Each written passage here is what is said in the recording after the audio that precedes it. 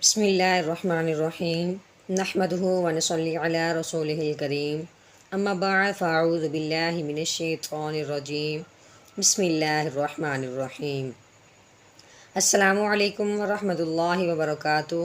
उम्मीद करती हूँ कि आप सब खैरियत से होंगे। इंशाअल्लाह जहाँ होंगे ईमान और सेहत की नेमत से माला माल होंगे। तो आज हमारा जो यानी तख्ती नंबर 8 का दूसरा पार्ट था वो है हरूफ लीन का। तो आज हम समझेंगे कि लीन किसको कहते हैं। पीछे हमने हरूफ मद्दा की तारीफ देखी थी। आज हम हरूफ मद्दा और हरूफ लीन में फ़र्क बयान करेंगे कि इन दोनों में थोड़ा सा फ़र्क होता है, लेकिन पढ़ने में बहुत ज़्यादा फ़र्क आ जाता है, लिखने में वैसे में थोड़ा सा फ़र्क आता है। तो पहले हम वैसे समझ लेते हैं, उसके बाद हम वाइट बोर्ड के ज़रिए समझेंगे ताकि हमें अच्छी तरीके से समझ आ सके। हाँ जी, तो लीन का मतलब क्या है, पहले मैंने बताया था कि वाव के ऊपर ये जो छोटी सी दाल लगी हुई है, वाव के ऊपर ये दाल को जज़म कहते हैं।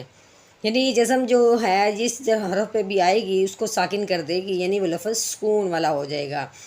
तो अब ये जज़म वाव के ऊपर आई है तो ये वाव साकिन बन गया, और यहाँ ये या के ऊपर जज़म आ गई है तो ये या साकिन बन गया।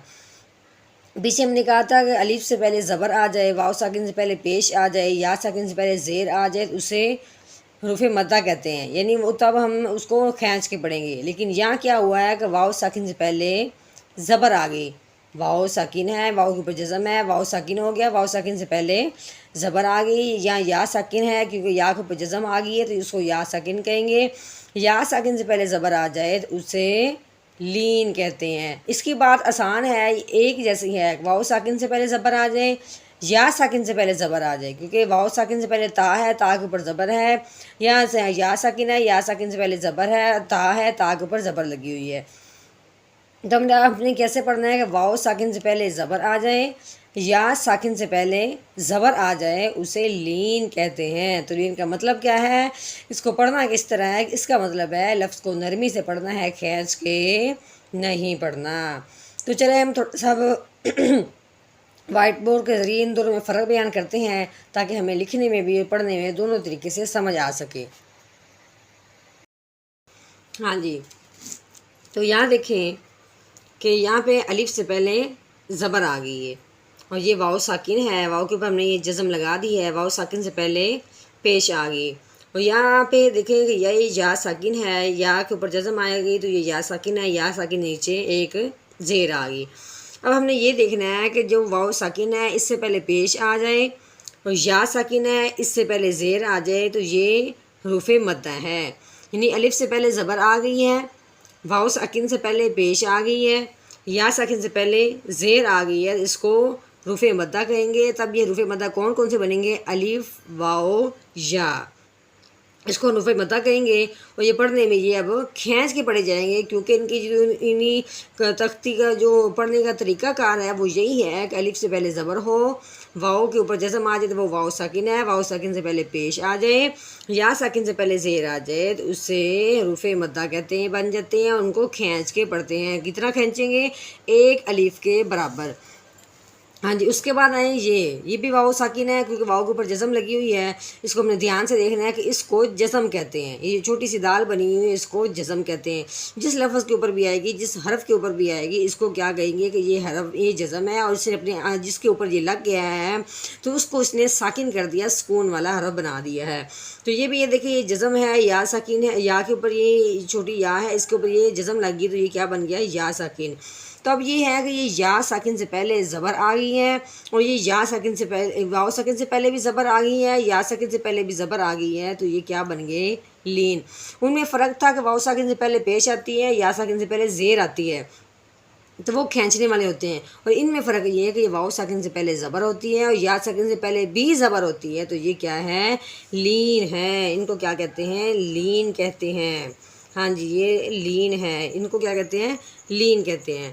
यानी लीन का मतलब है लफ्ज़ को नरमी से पढ़ना, खींच के नहीं पढ़ना। हाँ जी, अब दोबारा फिर एक दफ़ा समझ लें कि अलिफ से पहले ज़बर आ जाए, वाव साकिन से पहले पेश आ जाए, या साकिन से पहले ज़ेर आ जाए, उसको एक अलिफ के बराबर लंबा करते हैं। लेकिन लीन का मतलब लीन ये है कि वाव साकिन से पहले भी ज़बर होगी, या साकिन से पहले भी ज़बर होगी, इसका मतलब है कि इसको लीन कहेंगे। लीन का मतलब क्या है, लफ्ज़ को नरमी से हमने पढ़ना है, खींच के नहीं पढ़ना। देखें اس کو ہم نے کھینچا تھا با الف زبر با، با واو پیش بو، با یا زیر بی، با بو بی.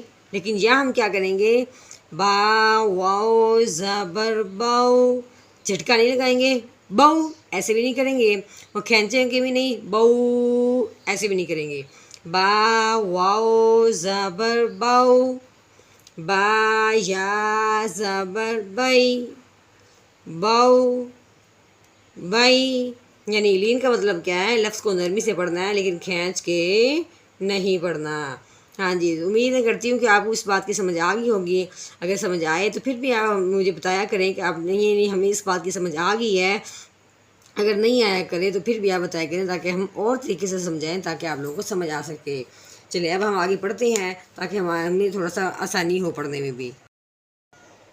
ہاں جی، تو اب ہم پڑھتے ہیں تا واو زبر تاؤ، تا یا زبر تئی، تاؤ تئی، سا واو زبر ساؤ، سا یا زبر سئی، سو سئی، دال واو زبر دو، دال یا زبر دئی، دو دئی، ذال واو زبر رو، ذال یا زبر زئی، رو رئی، رو واو زبر رو، رو یا زبر روئی، رو روئی. ہاں جی، پیچھے بھی میں نے بتایا تھا کہ رو کے اوپر زبر یا پیش آ جائے اس رو کو پور یعنی موٹی کر کے پڑھتے ہیں.